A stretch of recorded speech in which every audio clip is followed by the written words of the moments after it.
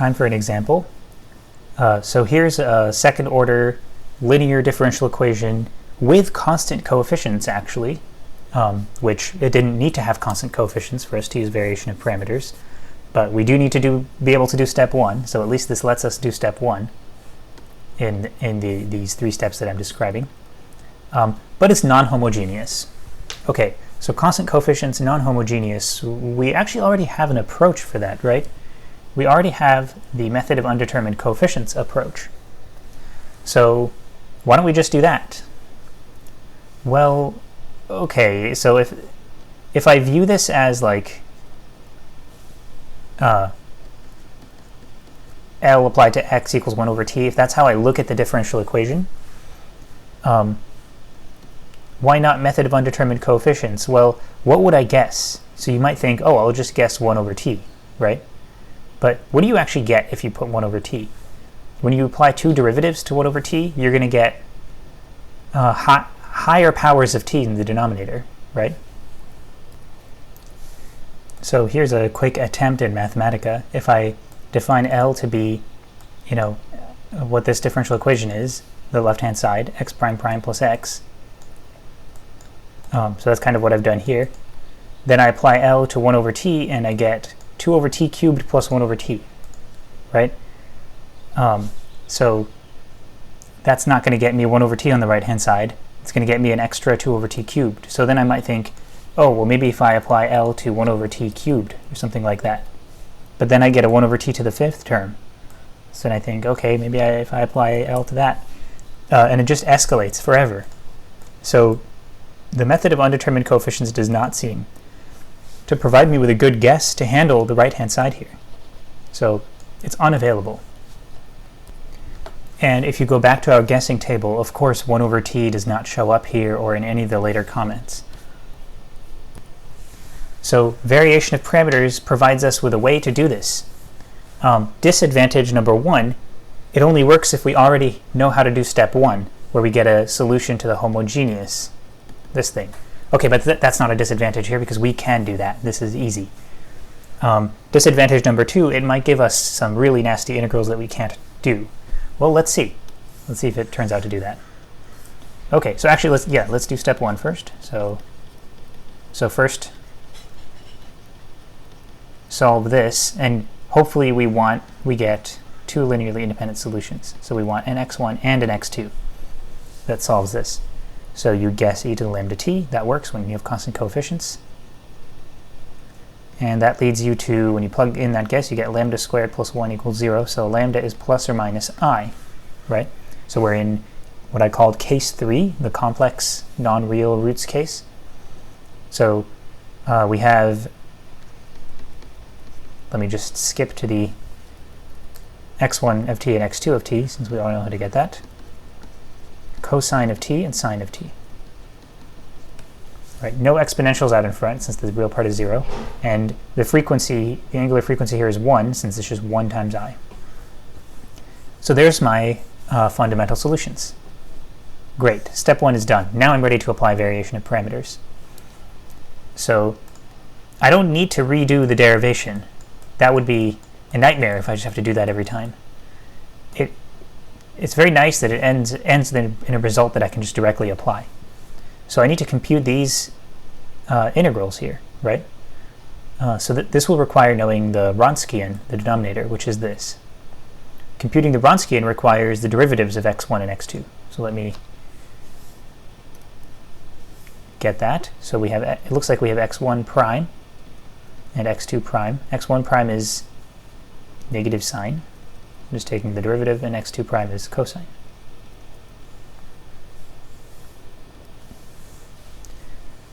Okay, and so that tells me that, well, that tells me what x1 prime and x2 prime are. Now I need to compute the Wronskian. So w is, what was it? x1, x2 prime minus x2, x1 prime. So that's x1, x2 prime. That's this times this. So cosine squared plus, or minus rather, minus this times this, so negative sine squared.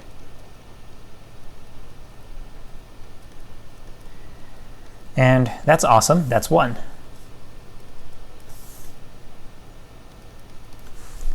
Okay, so that tells me that the denominator here, when I'm doing these integrals, the denominator here is 1. W is 1. So let me write down my general solution, and then I'll see if I can work out the integrals. So here's my general solution. So going back and relying on this. It's d1 x1 plus d2 x2 plus, okay, so let me write that first part. So d1 cosine t plus d2 sine t plus, and then I need this integral, so that's the integral of, well, let me just create some space for them. So some integral times x1 plus some integral times x2, right? Okay, let me give this more room here.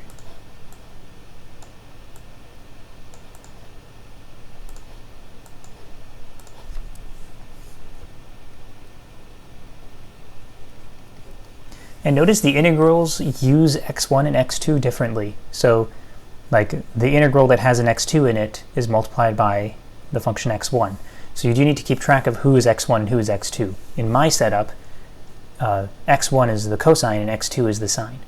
So I need to keep consistent with that setup as I fill things in. Okay, so what integral goes here? Integral dt, and then the Wronskian is 1, so I just need the numerator. This denominator is 1, so I just need this. Negative f times x2. So negative, what's my f? So go all the way back here. My f is 1 over t. So my f is 1 over t, and x2 goes here. That's sine of t. That's this. And then here I have the integral dt of fx1 over 1. The Wronskian is 1. So f is 1 over t, and x1 is cosine t. Great, so there's my general solution. It worked, right? I'm done. Unless I want to do those integrals, then maybe things would look nicer. So I actually have no idea how to do this integral. Integral of cosine of t over t or sine of t over t. I don't know. Maybe if it were like t times sine t or t times cosine t, then you can use integration by parts and stuff, but this, I don't know. Let's see what Mathematica has to say about it. So let's say I do integrate cosine t, or let's do the one that's displayed on the screen right now, sine t over t with respect to t. And what? Apparently I get this function called sine integral of t. I'm actually surprised, I've never heard of that. So I hover over that and open the documentation. Sine integral of z gives the sine integral function, also known as SI of z. So what is this thing? Oh, it's literally just the integral of sine of t over t. So the integral of sine of t over t is a special function that has a name, but it's not something that you can write in terms of other functions. So this is as good as it gets, right? Like, we're done here. This is our general solution. Now, what if I want to try to address some initial conditions? Like, so like up here, when I gave the example, I just gave a differential equation, not a full initial value problem.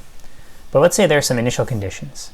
So maybe I have x of 0 equals x naught, and x prime of 0 equals v naught. So let's say this is the full example.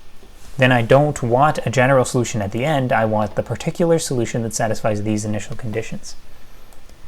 To do that, I do need to do all this work and get the general solution. Then I can plug in time equals 0 to try to get a particular solution. But what do I do if I cannot do these integrals? So how do I even plug in time equals 0? So say I'm trying to satisfy this initial condition, x naught equals x of 0. I plug in t equals 0, so this becomes d1 times 1, so d1, plus d2 times 0, sine of 0 is 0, plus, and then what do I do here? I mean, okay, cosine of 0 is 1, but then what do I do here? The problem is that these are written as indefinite integrals, so they're not actually specific functions yet. If you do the integral out, then there's going to be a constant of integration, like a plus c or something, and it's not clear what these functions are exactly. So we need to be a little bit less vague here if we want to plug in actual initial conditions and make these definite integrals.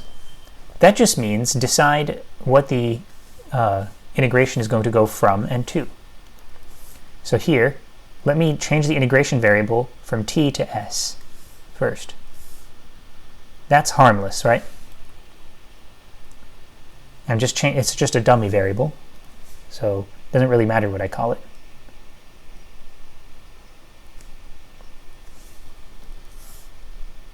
So I'm just going to choose s.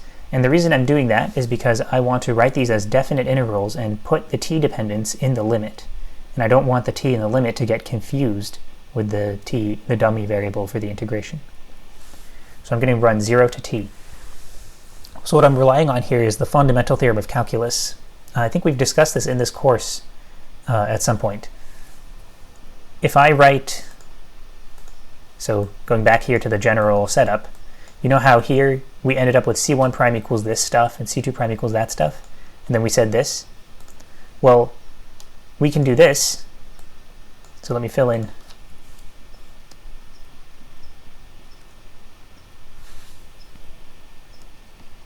We can view them as functions of s and make the integration be with respect to s. And the Wronskian also is a function of time, now s.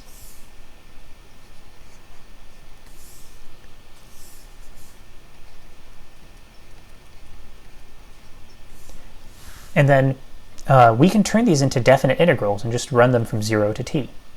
And that can be what c1 of t, c2 of t are. And we can pick any constant here we want, so it doesn't have to be 0 to t. It can be like 38 to t if we want to. So we have that freedom to pick the constant here in the same way that we have a freedom to pick an arbitrary integration constant when we do an indefinite integral. But I'm going to stick with 0 for now. I'm sticking with 0 because my initial conditions are at time 0, so you'll see how that helps in a moment. But if I make this change, are you still okay with this? I hope. It's still true that the derivative with respect to t of c1, so c1 prime, equals the integrand here evaluated at s equals t, so equals what you would see there. So I'm just rewriting things with definite integrals. Okay, now I can proceed with trying to figure out what my what x of 0 is so I can impose an initial condition. So what is x of 0? Well, now I'm plugging in time 0. So what happens when I put in time 0 here? This is integral from 0 to 0. So it vanishes, right? And then what happens when I put in time 0 here? Integral from 0 to 0. So it vanishes. So that's it. So that tells me what d1 is in terms of my initial condition. And then how do I do this one?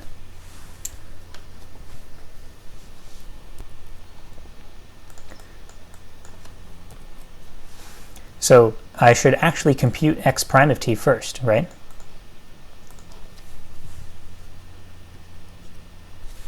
Okay, so this is worth seeing what happens here carefully, because there's something interesting going on. And for these two things, let me temporarily write c1 of t and c2 of t. So let me just temporarily write that.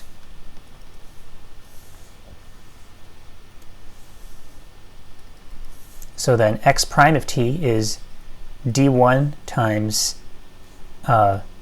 negative sine of t, right, taking the derivative of this, plus d2 cosine of t, taking the derivative of this, plus, okay, now I'm going to use the c1, c2 notation. So c1 prime cosine of t. So this is one of the two two terms you get from the product rule, right? C2 prime sine of t plus C1 and then the derivative of cosine of t. So these two terms that I'm writing here are coming from applying the product rule to this thing. So this is negative sine t plus C2 times now the derivative of this thing, cosine of t. Okay, and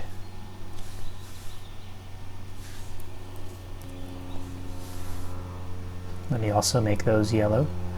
Okay, so the reason I'm writing it in terms of C1 and C2 is that there's something that, there's some nice simplification that happens every time you do this, regardless of the particular problem you're looking at. And that comes from one of that annoying assumption that we made, the green one here.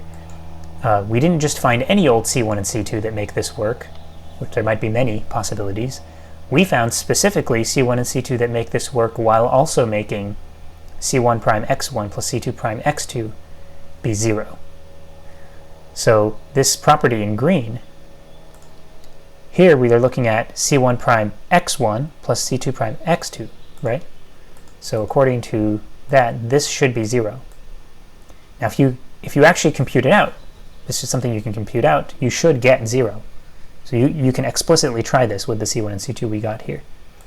But we don't need to, we're guaranteed it works by the steps in the derivation.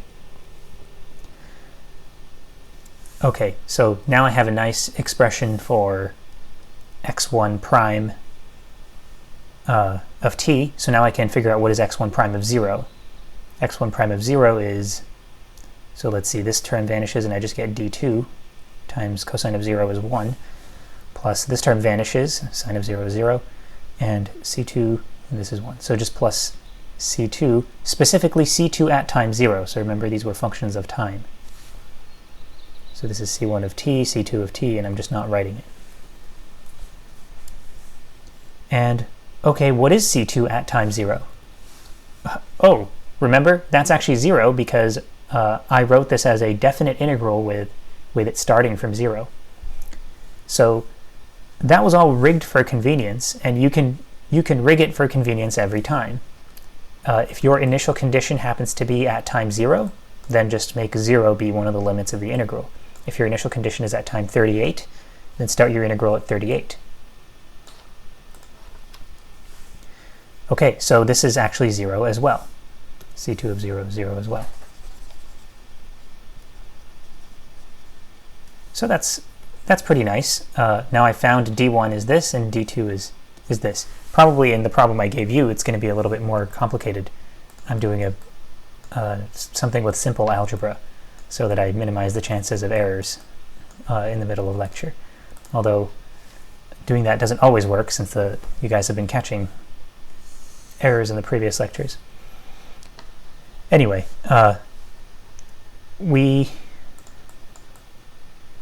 think we've finished this problem completely. There's one additional thing I'd like to look at with this problem, which is, so let me rewrite the problem. It was this. And we had some initial conditions. I want to look at what happens when you put 0 and 0 for the initial conditions. So for reasons discussed in this calculation, well,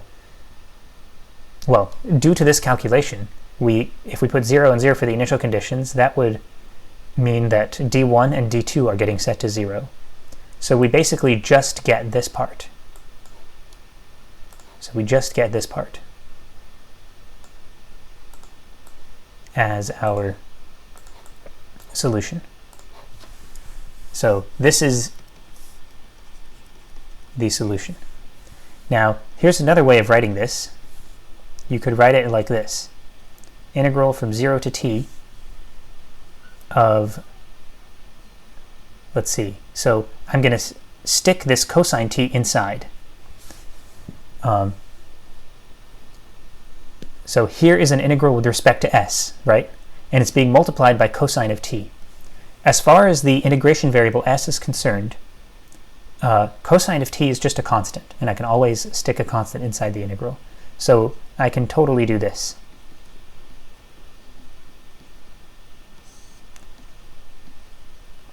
and this is that first integral. And for the second integral, I can totally do this. Sine of t is just a constant as far as the integration variable s is concerned.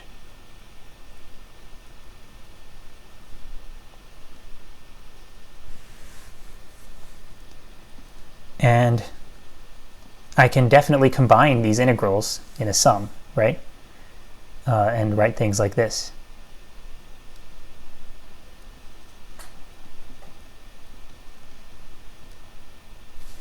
Actually, let me make the minus sign look prettier by writing this numerator first. Actually, let me write it like this. Cosine s sine t, so that's this numerator, minus cosine t sine s, so that's this numerator, and all is getting multiplied by 1 over s. And the integral is taken ds. Okay, so I'm rewriting it like this to show you something neat.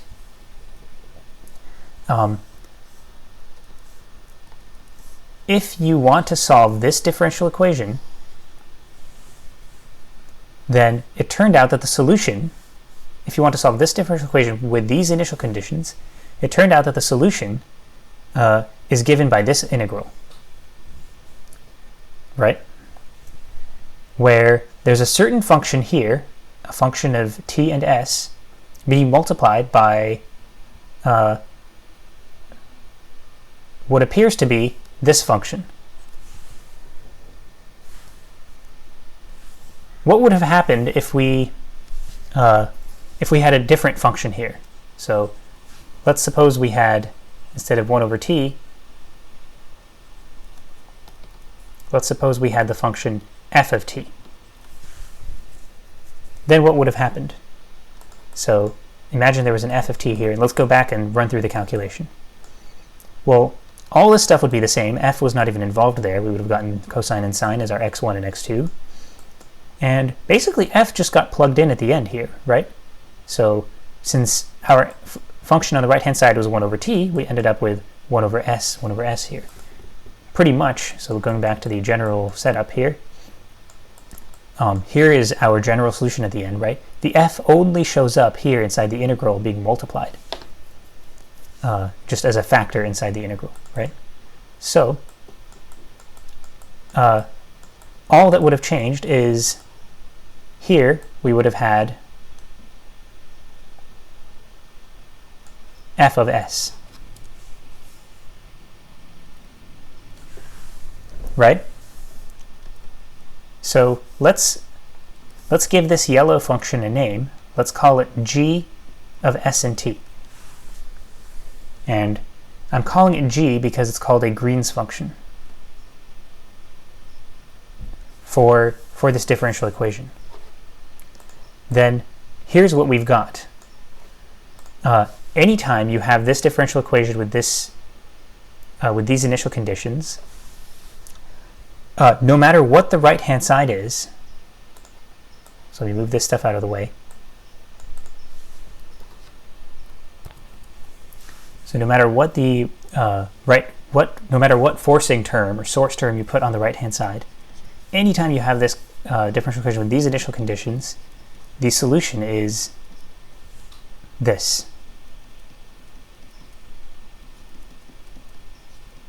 Is to take your right-hand side, multiply it by this Green's function, a function of two variables, and then integrate with respect to one of the variables. And that will give you your solution. So this is, while the integral is often hard, as we've seen, depending on what the function f of s is, the integral can be very hard to actually work with. This is really amazing because it's a machine for basically going from this differential equation to just immediately writing down a solution. So you can think of this function, if you just single this part out, as sort of the part of that machine. It's a function of two variables which, if you stick it in this position, then it has this feature that when you multiply it by possible right-hand sides here and integrate, it just generates the solution for you with these initial conditions. And then if you want solutions with different initial conditions, then you add on a copy of the general solution to the differential equation and fiddle with the parameters to get it to satisfy other initial conditions. But this is really amazing. So if you think of this differential equation as sort of like, if the differential equation is an equation like this involving an operator L that turns x's into f's, then what we've written here is kind of an inverse to the operator L, right? We've got sort of L inverse applied to f is this integral.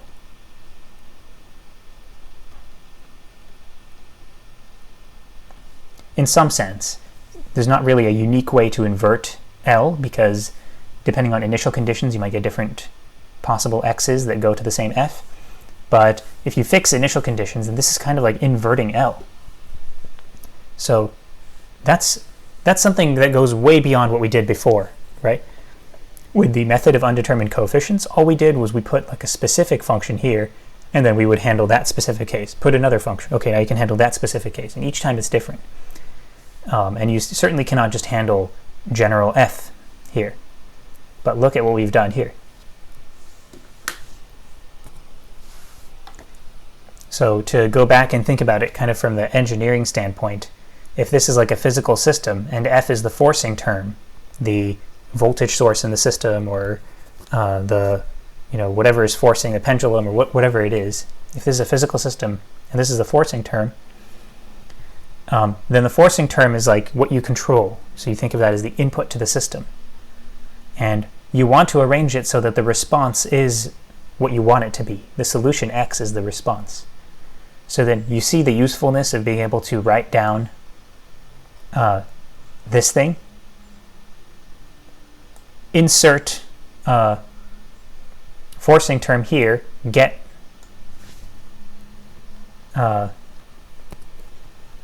maybe better to point to this. Insert your forcing term here, and then just immediately it spits out, here's how the system responds. It doesn't really get better than that in differential equations.